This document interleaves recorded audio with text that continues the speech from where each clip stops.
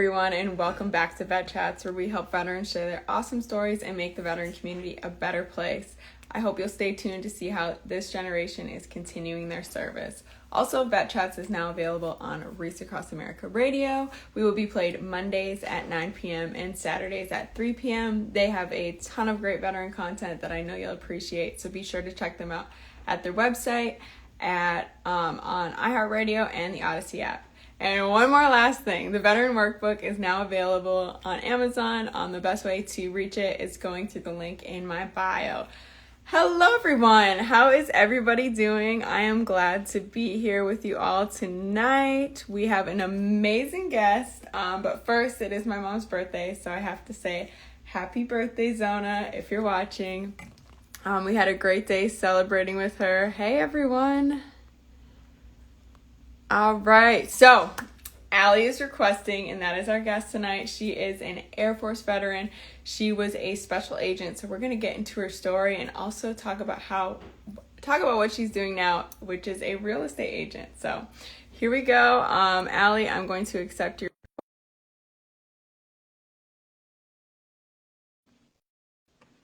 All right. She should be on any moment. How was everybody's weekend? All right. Hey, Allie, how are you doing? I'm good. How are you? I'm doing great. How's your weekend? It was good. Relaxing. Well, a little bit. We did have to finish some moving. So Oh. moving, lifting heavy stuff in 106-degree weather is not always fun. And you're in Arizona, right? I'm in Tucson, baby. Oh my goodness. But I Yeah. mean, that's your forte though, moving. So, I mean, Yes. you think, does it get easier or no? No, it does not. It does not get any easier, but it's worth it for the equity. Yeah, yes, Yeah. absolutely. So, let's get into it. I'm excited to hear more about your background. So let's start from the beginning. How did you end up joining the military? I never thought I would join the military. I am from the southern part of New York, Westchester County, where no one joins the military, right? Like it's just because so few people join the military there that it's very, I mean, it's just so uncommon. Okay. But I went to college at Elon University, small private school in North Carolina, no relation to Elon Musk. Everyone's like, oh, relation to Elon. No. Um, and it was very expensive because it was a small private school. And my parents, being first generation immigrants, they're like, I feel like it's very, very common for first generation immigrant parents to like be very just want to put like their kids ahead, right? And by ahead, meaning no school debt or like doing what they can to just like eliminate debt. So my parents were like, I know I'm like so grateful and thankful that they were attempting to cash flow my way through college through this like expensive private school. And so as a way for me to say thank you to them, again, I had no idea what ROTC even was. During the military was just never an option. Like it was just never talked about ever. I don't know anybody that had ever joined the military. Wow, that's Never, not crazy. once had I met one person that had joined the military. Yeah, Oh I'm my talking goodness. like liberal New York here, right? Right, like Okay. right outside of New York City suburbs. Yeah. So Gotcha. yeah. So I'm in school in North Carolina and I'm like, what is this ROTC? Like, what do those letters even mean? Right. I saw Cadet Kelly, but that was the only introduction. Yes. Love that movie. Yeah, it was a great movie. I love Hilary Duff. And so yeah, I ended up joining. I signed the dotted line and I told my parents afterward, hey, by the way, college should no longer be like a burden to you. I signed the dotted line. I'll be doing 4 years after I graduate. And they were like, what the hell? They're like, you're joining the military? Because at the time, at like again, military being just so foreign to my family, immigrant family, and just New Yorkers, Southern New Yorkers in general. When you thought military, you thought like the Twin Towers, like just 30 minutes away, and like you thought Afghanistan, you thought death. You know, like oh, if you're joining the military, therefore you're gonna die. That was like the mentality. So But I did it as a way to pay for college. So I graduated, as and I commissioned as a second lieutenant, debt free, like no college debt. And I am like forever thankful for that. Yeah, you really can't beat that. And also going in and as an officer too. I mean, Yeah. that's really awesome. And so what field were you going for? Did you sign up to match your major or how did that work out? So it worked out both ways, right? Like it paid for college, and I didn't know what I even wanted to do after I graduated. Like even before the military was an option, I had a degree in psychology. That's what I was Okay. studying. But I didn't want to be a psychologist. I was like, I really feel like 18 years old is just too young to decide on what you're Oh, going to do for the rest of your absolutely. life. Yeah. I was like, well, this is an easy A and I like it, knowing that I didn't want to be a psychologist. I didn't want to further pursue that. Like, what was I thinking? But anyway, But at so least you can use those skills day to day, maybe, yeah, overanalyze all the relationships you have. I'm overanalyzing this right now. Oh, No, just oh, here we go. kidding. I love that. Yeah. So, and it was also a very difficult time because I joined, or I went to college in 2008. My parents were in real Okay. estate. And yeah, so That it was was a like a crazy hard time. time. Yep. That was Yeah. like another reason why I joined ROTC. It was like to help them out because they didn't invest in stocks at all. It was only real estate. And and then I graduated in 2012. And a lot of my peers in 2012, when they were graduating, they had to like go serve tables and take kind of like odd jobs here and there. So I was like fortunate enough to have a safe W-2, as safe as it can be because it's not that safe. There are sequestrations, there are budget cuts. Like I saw people left and right in my first year in active duty getting cut. Um, Wow. yeah, and they were like, "What the heck? I just moved my whole family out to Oklahoma." But anyway, to answer your question, I actually first entered active duty to become a pilot. And so yeah, like I don't really talk about this story too much, or at least not anymore, because Oh, it was like, yeah, you're getting an exclusive here. yes. So when I joined ROTC, I was the only one out of my entire class that got picked up for a pilot slot. And mind you, at the time, I had only done 2 years of ROTC. Like I barely even knew how to about face. But just because my grades were good and I had like a good commander ranking, Hmm. when it came time to apply for rated spots, whether it was like pilot, nav, RPA, there were some letters that I didn't, ABM. I was like, what is ABM? What is nav? Like I was so ignorant to everything. I was like, well, I know what pilot is. So sure, if it's as easy as checking a box, I'll check the box and apply. Yeah, why not? Yeah. And then I got picked up. And then me being the only person out of my entire class that got picked up, I felt pressure to say yes, right? Like it would have been really bad for me to just say yes, get picked up, and then like, I don't know, and say no, when there were other peers around me that had been wanting it Oh, for the full 4 years of yes. their ROTC. And here comes Allie just with slightly better grades taking their slot. Yeah. So yeah, and as a kid, I always wanted to be like an FBI agent or something like really cool.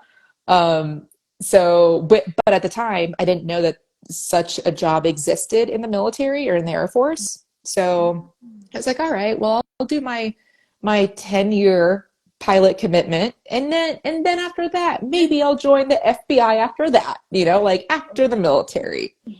Um, but fast forward 2 years later, I ended up failing. I ended up failing on like I was so close to graduating.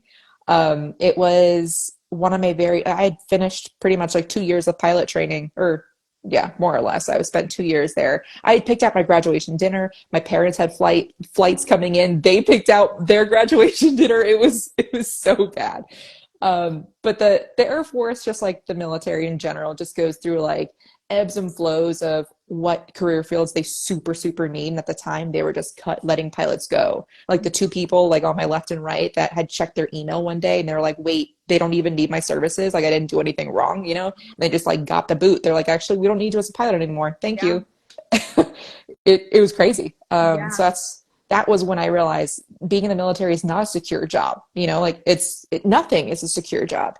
So, but then, so as soon as I realized that I washed out of pilot training, that same day was actually April 1st. So I was like, "Is this an April Fool's joke?" And they were like, Oh "It's not." no. There's still that like little hope I know. I'm that like, maybe this tears is are real. running down my face. I'm like, "Is this a joke?" They're like, "No, girl." So, so I'm like crying, but I'm like wiping away my tears. And a quick a side note on that is I I had tried, like in pilot training, even though it was nothing I ever even truly wanted. Mhm. There were some other people. So it was such a weird feeling for me where I tried really hard. Could I have tried harder? Yes. But I tried so hard and I failed. Um, like I didn't even want it and I failed. Mhm. And that failure made me feel bad, even though I didn't want it. It was just very, very like confusing and really hard for me to wrap my head around. Mhm. Um, Yeah. yeah. So that same day, I'm like, all right, well, I got to find a new career field because I had to sign paperwork saying if the Air Force couldn't find me a new job, that I would have to pay back my ROTC scholarship. Ooh, that's scary. Yeah. And I was like, you're acting as if I did drugs. You're acting as So, if I committed yeah. espionage, like what? I have to pay back my scholarship. I was like, okay, let me find something. Like, let me take this into my own Anything. hands. Yeah, anything. Somebody, anybody. So I walked to the Office of Special Investigations office. And literally I'm still in my flight suit, I'm like brushing away my tears, and I'm like, hey, I'm here to see if you have any openings. And that conversation turned into a 3 hour long interview. And they submitted my package that day. They were like, yeah, it just happened to like the timing worked. Um, and then fast forward maybe like 8 months after that, I got picked up, went to training, and became a special agent for the Air Force Office of Special Investigations. That worked out. That is just like divine timing or something. That's really cool though. So what exactly is what goes into special agent? That's such a like packed title, I feel like. So what was like your day to day like? Yeah, and that's like the most common question is what's the day to day? And every day is so different. Oh, But okay. yeah, it's very different. Overall, it's being a special agent, it's like the Air Force's equivalent of NCIS for, the Okay. Navy Yep. or yep, so or CID for the Army, although CID are not like federally accredited agents, but And they don't so have a we're like TV show. yeah. Yeah.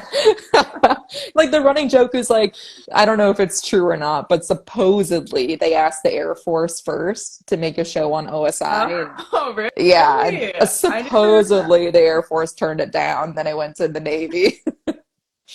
Wow, they missed that one. Yeah. Yeah. That's funny. But yeah, so we cover the three major umbrellas of felony level crimes. So usually what people think of crimes in the military, they think drugs, they think just like criminal crimes, which it's drugs plus we had to run all sexual assaults, so Oh, wow. rapes, stuff like that, Yeah. and Scary. child pornography. Yeah.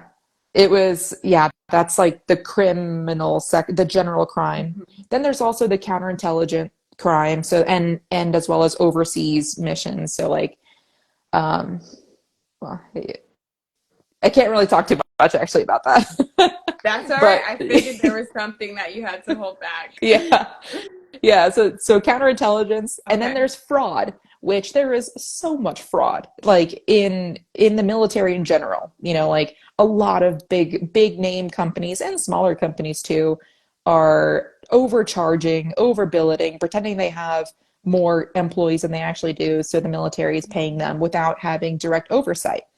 Okay. So that happens so much. And I have worked in all three segments, and I spent 10 years in as a special agent doing that.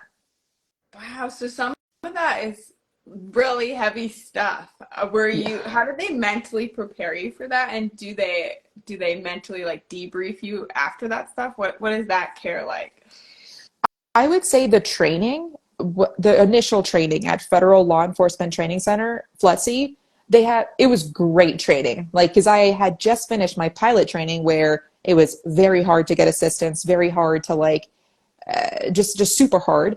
At FLETC, the instructors want you to succeed. So there is a lot of talk of um, no one can ever fully prepare you for what the day to day is, but there was a lot of talk of, hey, like you won't be able to talk to your spouse about stuff. Like some stuff is only going to be like you and your coworkers knowing about it, and that's kind of it. And then yeah, so uh, it was challenging for sure. Like it was there we were dealing with, having to talk to subjects of, of everything, of Mhm. all sorts of sexual assault, of child pornography, and subjects of investigations that were clearly where they were not guilty. So, but all we are, we're just like fact finders. So we interview the victims, all of the witnesses, the subjects, take it to the attorneys, and then they kind of take it from there, or the JAGs. Wow. Yeah, that's really interesting. I mean, I found myself as an E3 in the investigator. I had to go to the police station. I was being interrogated, and it was somebody stole the debit card. And I was so surprised at how serious they were taking it. I mean, they were going Wow. through all of the cameras in the barracks, and they actually told me I was with the person. I didn't know they stole the debit card. I'm like Yeah. E3 just getting a ride from the barracks, and he like told me where we went because we went to McDonald's, and then he went to the next, and so I know they take that really seriously, like even that small stuff. Wow. Yeah, yeah, that was kind of crazy. I totally forgot about that until just now. But yeah, I can imagine working there every day and, kind of maintaining that tone. But did you feel like a really sense of camaraderie, like we're a team, we're all in this together, that sort of thing? Or did you work Uh, more on an individual? Um, in the beginning, it was a lot more of a team effort, and maybe that's because they place a lot of newer agents in more of like team type environments. So you have your own cases to run, but you're just more able to pull in other people to help you do some interviews if it requires a lot of, like witness interviews and stuff like that. And then fast forward to the end of my career, I did a lot of solo work, like counterintelligence. I spent a lot of time by myself in South and Central America doing counterintelligence in Spanish, where I a whole long story there, which I'm more than happy to give you the short version of. But please. um, it so, so that's the reason why after a series of annoying events, I decided to separate from the military. So I separated at year 10, and that was my second attempt in separating. My first attempt was 4 years before that, more or less. And I even found someone else to replace me, same time on grade, someone who was able to go to that training that with that follow-on assignment, but they said no. So it was really frustrating. I never realized that even though I didn't sign a RIP, I never signed orders, I purposely never signed them, that a verbal commitment was just as enforceable as signing the You're RIP. kidding. I was like, at that point, Oh, what's the point of having the RIP then? Why don't you just tell people where they're going? Like yeah. what's the point of the paperwork?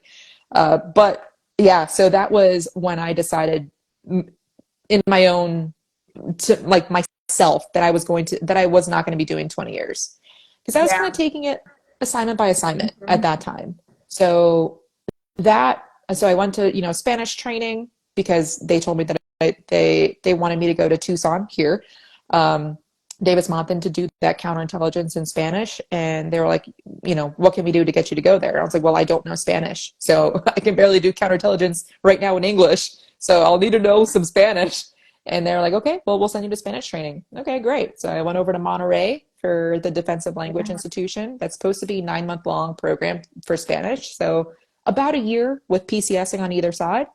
And month two into it, they tell me, I get the call saying that they're ready to move me. And I was like, Wow. wait, we're in month two of my DLI training. Like the Spanish is a 9-month program. Mhm. I thought I was going to finish the program. They're like, no, actually, we need you to go to Davis Monthan. I'm like, well, if there's a mission, whatever, it is what it is. I signed the dotted line. I get it. So I called my soon to be commander, my gaining unit. I was like, hey, I hear that there's a mission for me in January. I just want to know a little bit about it. Because I guess I'm going there next month. And they were like, no, there isn't. At that point, I'm like, what do you mean? Headquarters is moving me to go to Davis Monthan 7 months early for this supposed mission that no one else can go on, supposedly only me. And they were like, no, we have no missions in the month of January. And I was like, are you kidding me? So I went back to headquarters and I was like, hey, what's up? Can I get some clarification? Yeah. I would rather finish my Spanish training. And the gaining unit commander said he doesn't even want me until I can speak Spanish, because otherwise, what's the point? You're setting me up for failure. Yeah. And so that's just like one example of many that led me to solidify my decision in separating from the Air Force. Mm-hmm. Yeah, I think especially after that first incident, you kind of had already mentally checked out, maybe. Yeah. Did you feel like that? Oh, 100%. Yeah, I had checked out even before I went to Spanish training. I'm the type of person to always try my best, Yeah. though. And it's to a fault. Like I annoy myself with that. For example, my last PT test, it doesn't matter what I get, but I still max my sit-ups and push-ups, like go above the max. Why? Why Because do I? you can. Yeah, like it makes me so like I should be able to just do the minimum as like my own like, congrats, Allie, you don't need to try harder anymore. Mm-hmm. Um, but I'm that person where I'm like, okay, 47 push-ups. Okay, let me do 56. Why? It's to a fault. And like, I know that's one of my struggles where like, even when I know I should be coast and just like, relax, Allie. No, I have to take it to the next level. Mm-hmm. It's a fault of mine. But I'm sure it has got you in the right places and where you're supposed to be. So, I mean, a Yeah. fault, but also a good tool to have. So you kind of totally switched gears when you got out, or actually there was some overlap, right? So Yeah. so during that kind of like, all right, I know this isn't what I want to do for 20 years, you were probably thinking of something else in the background. And what was that? Yes. So I was still, for lack of better terms, I was still butthurt about me having failed out of pilot training 8 years before that, or like 6 years before that, because I had never, this sounds very like cocky of me to say, but I had never failed at anything. Mhm. Like I would always just try hard, and no matter how hard I would have to try, I would still succeed. And so that was the one thing. Even with my civilian license, I was a pilot in the civilian world. I failed in the military world. So that's where I was like, what? Like how? Um, so I for a good 5 years, like 5 years after I had washed out of Air Force pilot training, I really thought that I wanted to become a pilot. And as like time went on, I realized it was just to prove to others instead of it being a successful, fulfilling career field for me. And so it was just such like an outward play. And I thought for sure, like after I left the military, I was going to go into the airlines, like even if it was going to be expensive to do. But it was such, I was so blinded for the first like 4 years. I was like, no, because I'm seeing, I'm Facebook friends, Instagram friends with everyone in my pilot training class. And like, I knew majority only pilots, since that's only what I knew when I first joined. Mhm. So I was like, no, I'm going to be a pilot. I'm going to be a pilot. It was just such just a, I don't know. Like, I don't know. Even to this day, I don't have words for it. I just kind of like stopped thinking about it. But once I realized it was just to prove to others and it wasn't actually going to bring me Mhm. any joy, that's when I was like, why? Why would I waste my time just so I can say I can do it? Like, Yeah. Mhm. yeah. So then that, originally what I was going to do then, like it turned into more of like a hobby. I was like, well, maybe I don't need to do it for a career, but I do still want to do it as a way to prove that I could to others, but just like in my own time. And then even then, like I started taking a couple of classes, like three max, and like on my own time. And even then I was like, I never liked this. Even when I got my civilian license right after college to prepare me for Air Force training, Mhm. I didn't like it. And I was like, well, I'm sure the Air Force training is going to be cooler. And it was like only a little bit cooler. Anyway, so I finally got rid of like the whole pilot thing. Like Yeah. I put Mhm. that aside and I was like, you know what? That was never actually for me. Mhm. And so I'm thinking this whole time I kind of discover like the FIRE movement or financial independence, retire early. Yes. And I became obsessed. Like I read every single book that I could read. I listened to every single podcast about real estate, financial independence, just anything about retiring early, side hustles. I'm like, ooh, what can I do? What can I do? And I realized that the best thing that I could do was get my real estate license. And at this point, my wife had been telling me to get my real estate license. Mhm. And I really thought that it was just like having to dress up and show homes and talk about how cute the architecture was. Selling And that's like, sunset. yes. Right now, like literally right now, my wife is watching Selling Tampa in the other room. She Oh, loves it. I started watching that. I need to finish that. I'm a sucker for the reality TV and all those shows. I mean, She got me into it so too. so it's not really like that. Not at well, okay. I work in like a different brokerage where a lot of us work from home individually, like individually but collectively, if that makes sense. We don't go into an office. Okay. So I'm sure like maybe in some office environments there's drama and whatever BS. So I'm sure it could be Who's like sitting selling sunset. where? Yeah. Who's sleeping with who? Like, oh my God. Yes. So I got my license, and that as I started then focusing all of my efforts on how to even be a good realtor, that's when I realized how much of a business it is. Like I really thought like it required no brain power, Hmm. but it does to run a successful business. And when I realized when that clicked in my head, that's when I was like, okay, I'm going to do this. So, but knowing that I had 1 year, I was 1 year out from separating from the Air Force. I wanted to get my license and just see if I could even make what I was making in the Air Force, which at the time I was in '04. I was making $107,000 here in Tucson, and it was very hard to find that in other W-2s nearby. And Yeah. yeah, and I didn't want to like join the FBI, so because I got enough of that while I was in the military, so like I'm good, I'm good there. Not what I thought it was going to be. Yep. You Uh, tried that out. Tried that, did that. That's over. So I just wanted to make sure that like financially it would be like, can I make enough and do I like it? So, Yeah. if I didn't like, I was going to try hard, right? Like my last year while I still had my W-2 military pay and I was still in the military working, I was also going Wow. to be an agent. So I had two full-time jobs. I was busting my ass. And I told my wife like super clearly, I was like, hey, like just so you know, this last year is going to be so hard. Like I just need you to like hang in there with me. She was like, I got you. I support you. Oh, So that is awesome. yeah, yeah, That's yeah. a hard time. It's like so much is changing and so much is up in the air and questioning. So, A lot, a lot. So then, yeah, I matched my military income, my '04 pay in 8 months of me being a realtor, and I liked it. And I was like, done. I know what I'm leaving the Air Force to do now. And of course, the biggest question I got, the biggest like, yeah, the biggest question I guess was like, oh my gosh, you don't want to do another 10? And whenever I got that question, it's like a punch in the gut. I'm like,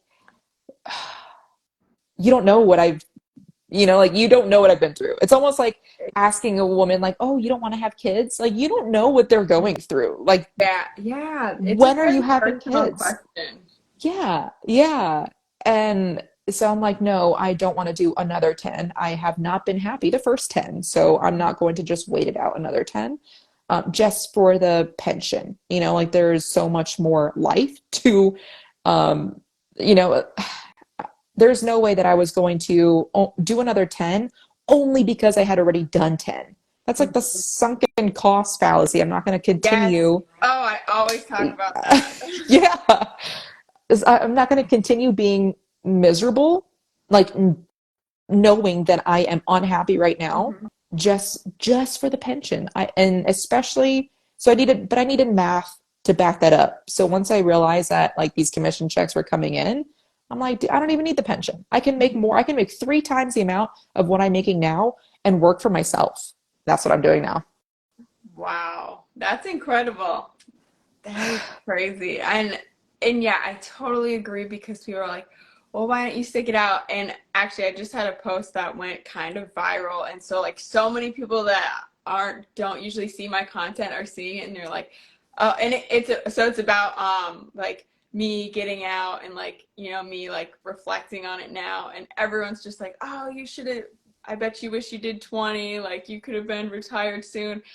And I'm just like, that's not the mindset a lot of us have when we're getting out. It's like, does it Yeah. fit my lifestyle? Is that what I want to do? It's so much more than just staying at another job for, that much longer. So, yeah, I'm glad you Yeah. pointed that out. Um, but anyhow, so you said you're making 10 times what you were making as an O4, Three three times. times. Okay. Three I was times. like, Oh yeah, just casual million every year. Not there yet. you're on your way, right? So what all goes into that, and what set you up to be just like smart with money? Yeah, yeah. Um, I guess I'm like the obsessive type where whenever I have like a topic on my mind, I'm just like 100 miles an hour. I just become obsessed. Like I stopped listening to music. I only listen to podcasts. Like even when working out, only to listen to podcasts. I couldn't even tell you who's on the radio anymore. Like that's the level of obsession. Like I take my phone into the shower to listen to podcasts because otherwise it's a waste of time of me just showering Oh when I my could also be goodness. learning. It's bad. Yeah, like I might have a problem. Wait, Um, wait. So when you do that, this is my question because I have found myself in that kind of cycle, and it's like, how much of this am I actually retaining? Or was it more like everything's kind of talking about the same thing, so it's kind of reinforcing it? Was it more like that? it gets to that. Yeah, because in Okay. the beginning you're like, oh wow, what is this nugget? And then you kind of like go down the rabbit hole of that. And then once you go down that rabbit hole, then it's like all just reinforcement. And then you can kind of back out of that and be like, okay, what was that original rabbit hole? And then go down another one. And then after you know it, like it could take, I don't know, a week for like each rabbit hole. Then you'll have so much more knowledge Love that. than if you were to just listen to music on your commute every day. Yeah. I love that because like as you were going like this, I was picturing the rabbit holes and like I could visually picture. Oh, it's cool.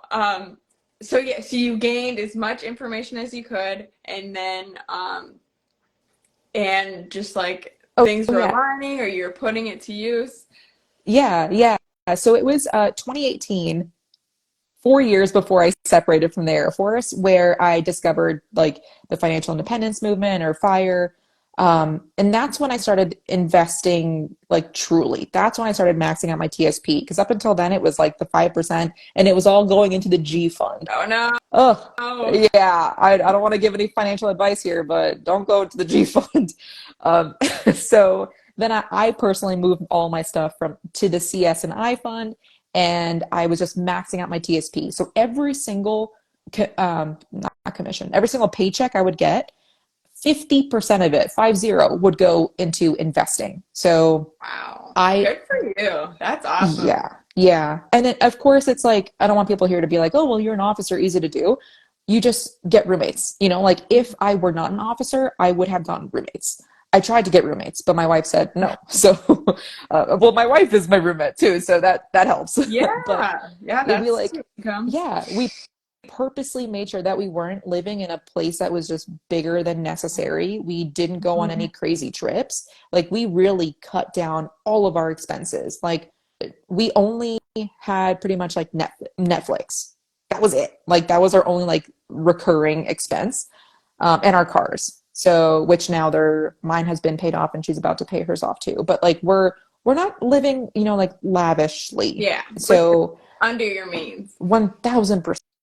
Yeah. Like if I could live in one room and probably like rent out the other half of my room, I would. But my wife won't let me. So that's like that's the obsession that I have. Like I will sleep on the damn floor in order to save $400. I don't know. Or get bunk beds. Bunk beds, yeah. I'll take bottom though. I'm scared of heights.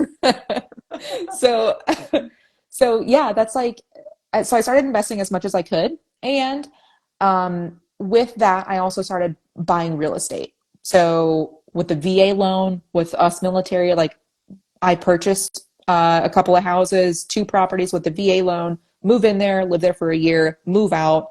And then after that, I was, tapped out with the VA loan. So then the rest of the money that I had, I purchased a couple of other properties. One of them was like sight unseen in a different state, and another one was a duplex here, also in Tucson.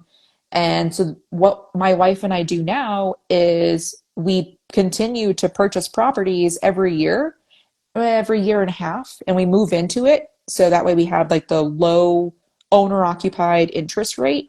We live there. Yep. We live there for like year and a half, and then we buy the next one and we rent out that old one. So that is how I was able to separate from the Air Force a net worth millionaire.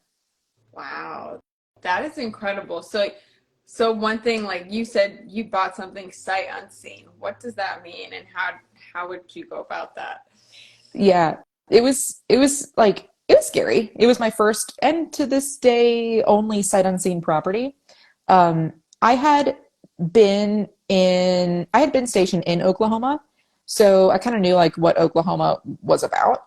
But I had seen photos of the property, and I had spoken to a lender, and really like what helped me purchase a property sight unseen was knowing that if a lender if I'm only going to put down 20% of the value and the lender is going to put up the other 80%, the property one must be there, two Yeah. must exist. Mhm. So, Your point. yeah, so to this day, I've never seen the inside and I've owned it for 3 years now, something like that. Yeah, 3 years now. And I've driven past it only because I went on like a really long road trip one year. Um, so I was like, hey, I want to see the property that I own. And it was like kind of weird, like, oh, like I own this property. It's my first time seeing it. But every single month, the tenants pay. And like, if the tenants are paying, then they must live somewhere, because people think that they need to be at a property in order for them to see it. I feel like they only should do that if they're a contractor or if they're an inspector, otherwise, what's the point? Because I was going to go out there to Oklahoma, but then that's when the beginning of COVID happened. So military was restricted in traveling. I'm like, oh my gosh, I'm going to have to buy this property sight unseen. And I was like, well, why would I even go? I'm not going to be like, oh, fix this, fix that. I don't even know how to Yeah. lift a hammer. Are you kidding? Like, yeah. I wouldn't So, even know what to look for. yeah, like, it looks good. Oh man, so we are coming up on time, but I want to know, what would you suggest to someone who's getting out, or maybe they've been a veteran for a little bit and they're thinking about getting into real estate? What would you suggest to them? Oh man, I could talk real estate all the time. So hit me up. Let's talk. Otherwise, number two is read all Bigger Pockets publishing books because they have like really meaty books. Everyone talks about Rich Dad, Poor Dad. I think it's all fluff. It doesn't really give you a how to. I like how to Hot books. Like take. tell me what to do. Yeah. So read Set for Life specifically by Scott Trench. Clearly, I'm a reader. You could also just listen to it on Audible or whatever. Mhm. Bigger Pockets also has some really good podcasts. I am a podcast host as well for investing in real estate. So check us out. We are Invest25, like the number two, FI. Okay. And but while you're still in the military, I tell everyone that they should get their real estate license because you can get paid based off of referrals. And how many people do you know every single PCS season that's moving, that you can connect to a good realtor where they're moving to and help them get connected to a good realtor, and you get paid 25% of that agent's commission. It's a no-brainer. It's a Wow. no-brainer. Yeah. Just for saying here, someone's contact. I mean, Yes. easy paycheck. Yes. Yes. Oh, that's awesome. And so my next last question, because we're coming up on time. What would you like where would you tell someone to look? Like what should they be looking for when it comes to property? Like what's an Mm. easy like first purchase or first buy? If I could do it again, I would buy a multifamily. I would buy either a duplex, a triplex, or a fourplex, as long as, the areas of town, as long as you like them. You know what? Let me backtrack. Number one is go on spotcrime.com. Make sure, and you drive by that area at like 11 p.m., midnight on a Friday and Saturday night. Do you feel safe? If so, then you've narrowed down an area. But if I were to do it again, I would do that, of course, and I would purchase either a duplex, triplex, fourplex, so that way I could live in one unit and rent out to others and still have some privacy. Um, that's what I would do. Use the VA loan because you all have access to it. 0% down payment. That doesn't mean zero closing costs. Like you're still bringing Yeah.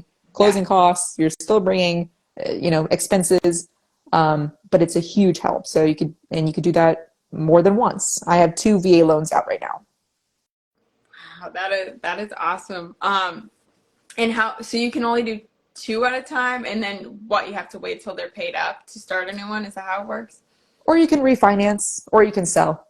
Okay. And Yeah. then once you do that, you can be eligible for a Yeah. new one. Do you have to deal with a lot of scams?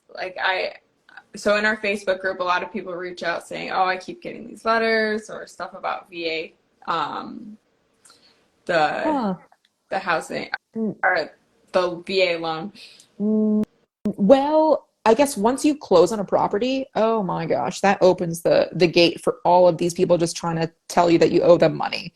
Usually in the middle of a letter, you'll be able to read like we have no affiliation with the Veteran Administration or we have no affiliation with the City of Tucson. And yeah, so definitely if you have any questions, contact your lender, contact your realtor. But yeah, don't just because you see a bill doesn't mean it's a real bill. There are a lot of scams. Yes, because after we closed on our house, we had just like piles of mail, and I'm like, I don't know which one's which. Yeah. It's crazy to see all Yeah. those. Always just like snap a photo, send it to your realtor and lender, be like, "Hey, is this real? Is Mhm. this legit?" And they'll let you know. Yeah, definitely, because that's just so sneaky how they do that, and they have I like know. seals and like official addresses. It's crazy. Yeah. But Allie, I want to give you a chance to share anything or help you share anything that you haven't shared yet. Yeah. Thank you so much. No, thank you for this opportunity. Again, like I'm always down to talk real estate. If you are looking to get your license, would love to talk to you. If because I really think that every single person in the military needs their license. Even as you're separating, I feel like it's good to have too in your back pocket. It doesn't take a lot. It takes like maybe $2,000 for the year, and one commission check is like $3,000 on average. So if just one commission a year pays for it. But otherwise, if you're looking to move and you're looking to be connected to a good realtor, let me know. I'm more than happy to do that too. But yeah, always happy to chat. Awesome. And where can people find you? I am Allie the agent on all social media, and that's Allie spelled Ali. And I have a YouTube channel too. Otherwise, I'll even leave my phone number. You can shoot me a text. I don't answer phone calls, but you can text it's 914-318-4918. Dang, you guys heard it here. She is opening it up. You guys can text her, Allie the Agent. And your YouTube channel is called Allie the Agent, or is it your podcast? It's my personal one. So Okay. you'll be able to find me with Allie the Agent. My last name is Garced, Garced. So one of the two, you'll be able to find me. Okay, awesome. Well, Allie, thank you so much for joining us. And thank you everyone who joined the live, or if you're watching the replay or listening to it on the radio. I hope you enjoyed this, and be sure to check Allie out. Thank you again, and I hope you have a great week. Thank you. Happy birthday to your mom. Thank you. I'll let her know. See ya. Bye.